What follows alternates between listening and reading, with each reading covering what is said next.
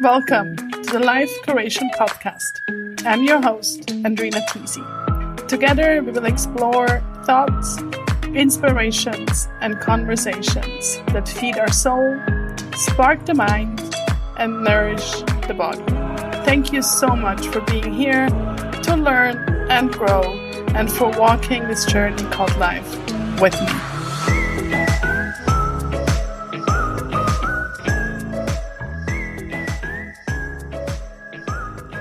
Hello there, I am back with another solo episode. I'm so happy you're here. Thank you so much for tuning in to the Life Curation Podcast. And today's episode is a topic that has influenced my life personally very much, and of course also my professional life and my work. And I've written a blog post about it in German, and I would like to make an episode out of it in English. So we have again another episode that is kind of bilingual. It's not a transcript to the blog post, so it's not entirely the same information. So you can read and listen if you're bilingual as well, and you get different information from both. And as the title already says, our body is our teacher. And it also goes into the concept that injury is our best teacher. And a dear friend of mine, long time ago, once told me that. And especially with injury, we try to push it away. With pain, we try to push it away. We don't want it.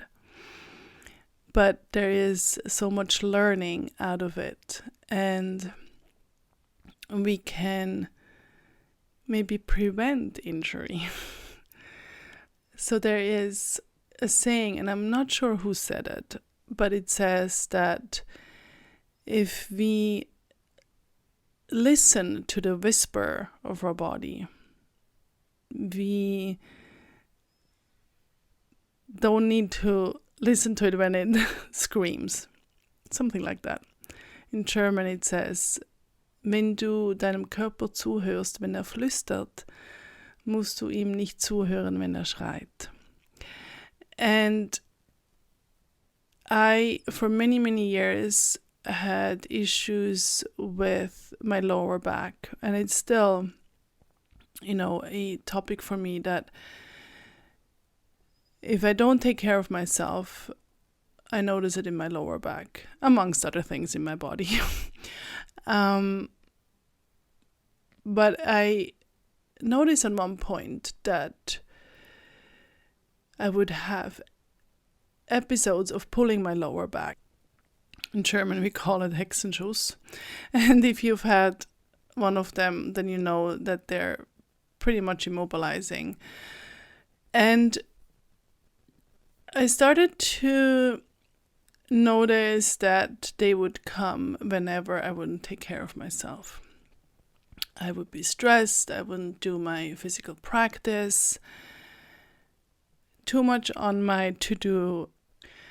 I had to learn it the hard way, and I had to have many of them, or a few, to notice them early enough to then listen to my body and say, like, wait, and stop, and pause, and not ignore it and say, like, no, it's okay, I can do it.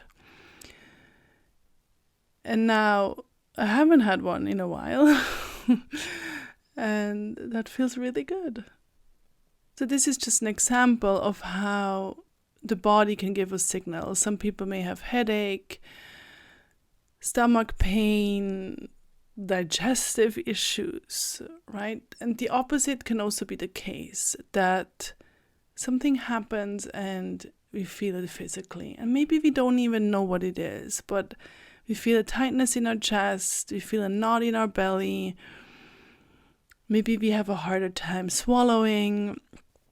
Whatever it is, right? It's this two-way communication from our emotions to our psyche to our body, our mental health, our physical health, our emotional health. It's all linked. And I'm sure you have experienced that. For example, if you're lying in bed with a migraine, you're not in your mental power, in your emotional power, because you have physical pain. And at the same time, if you're stressed or if you're heartbroken or if something traumatic happens to you, you can feel that physically, right? And you can get a stomach pain, or you can get even chronic stuff that can happen, right? And that's also how I got into, for example, tapping, right? So many things I tried to help me with my skin rashes from a physical aspects. I changed my diet so many different ways and so many different times, with supplements, with all you can think, different doctors, different natural healers, emotional healers, spiritual healers, everything. And with tapping, it went away, right? And that also showed me that it was an imbalance in my entire system. And I'm not saying that tapping was the only thing that helped. I really think that there were different pieces in the puzzle that helped in the healing aspect. But if we approach healing from just one side, I believe we'll not get the result that we desire. And that is the healing on a whole body system level, if that is a word, whole body system level. And for me, that's also so fascinating with somatic experiencing, the trauma healing. And I will link in the show notes the episode as well where I talk more about that.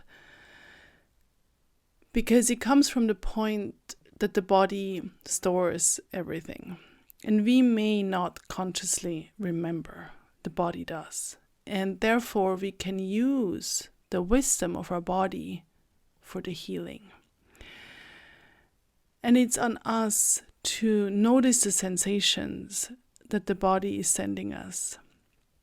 And they can be so silent almost. They can be a whisper.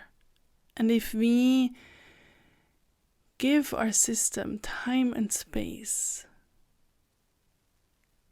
to listen, we can hear it.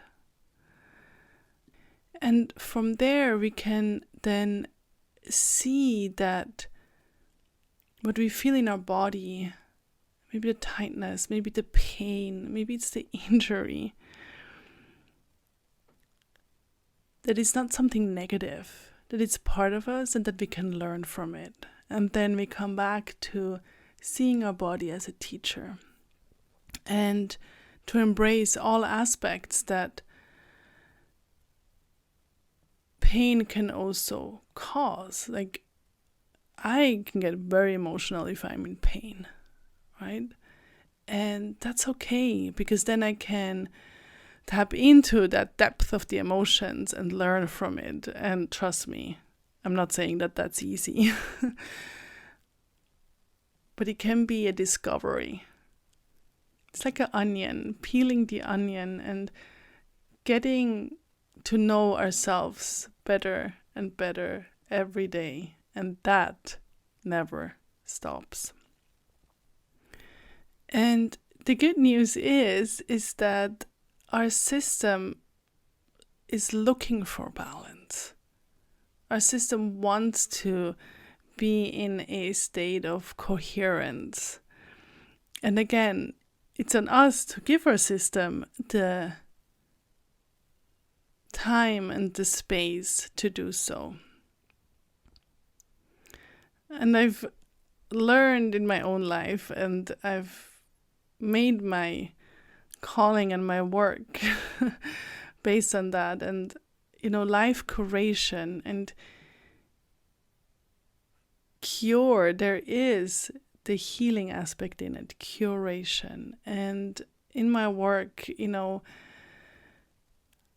I teach and support people to notice their body and to not fighting against our body, against our sensation, because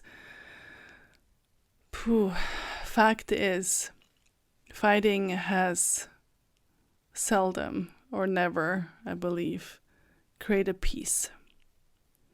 And that peace that we wish for starts from within. And if we work with our body and not against it, but with our body, we learn. And we can really benefit from that wisdom, and we can discover what we don't know. And coming with curiosity to that, I call it work again, but we can also call it play, right?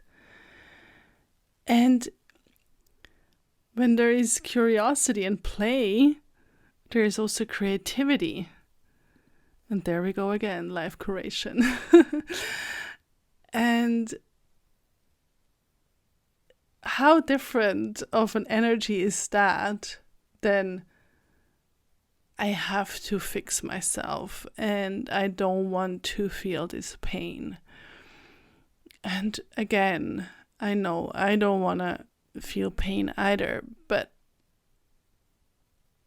learning from it will help the discovery and the healing process.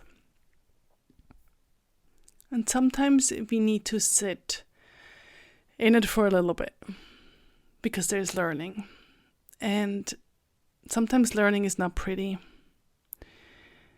but maybe needed. The good news is, again, we don't have to do it alone. We have support system. I hope you do.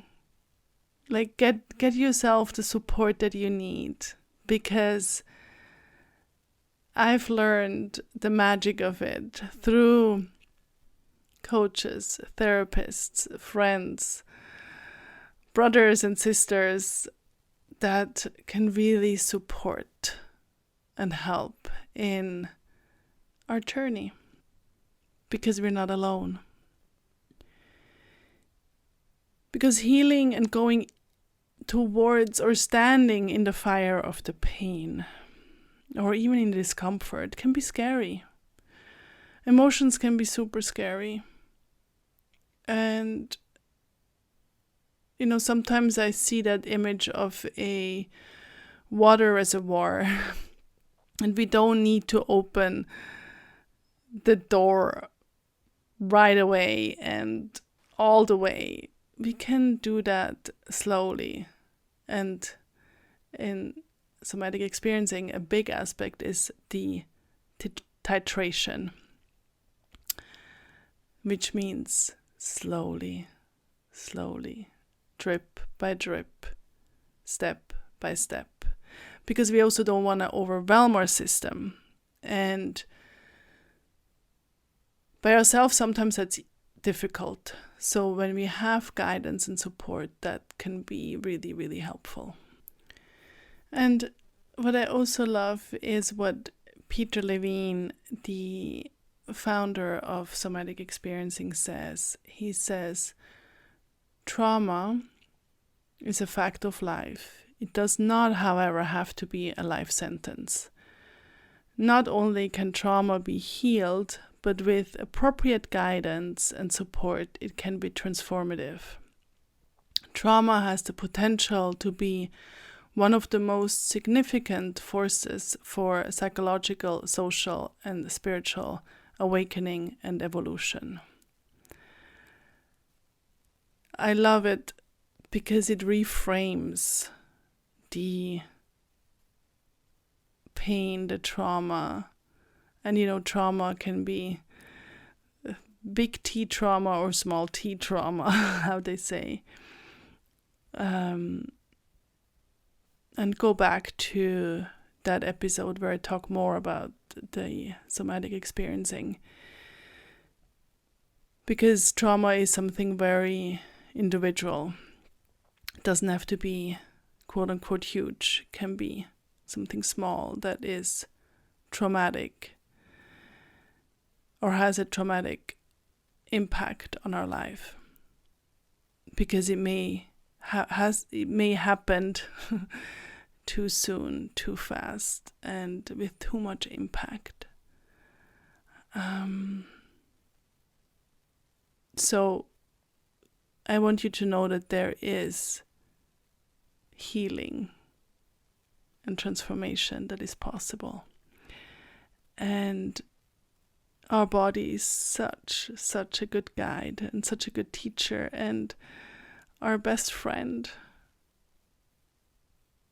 And if we treat our body that way, then it can become this co-creation. So I invite you to just maybe close your eyes. Of course, if you're driving, please don't. But maybe you just also notice or reflect what sensation has your body sent you that you may have not liked so much. And then ask your body, what do you need? And then sit in silence for a while. And it also requires honesty, because sometimes we don't like so much what comes. For me, mostly it's slow down and rest. And I've learned that. I'm still learning it. And I think for many of us, it can be similar. But trust what your body is telling you. Thank you for being here, for allowing me to be part of your day, part of your life. And if you have questions, please let me know. If you liked this episode and other episodes, hop over to iTunes and Spotify and hit those 5 stars, write a review, send it to your friends, your family, your colleagues, and share it on social media. That's how I get a lot of my inspiration, when people send me stuff or I see it on social media shared. And like that, we can really spread the message of healing and transformation, and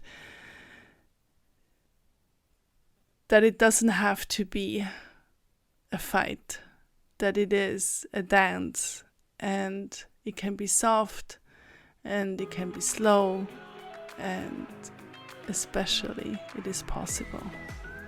Much love from me to you, and until next time.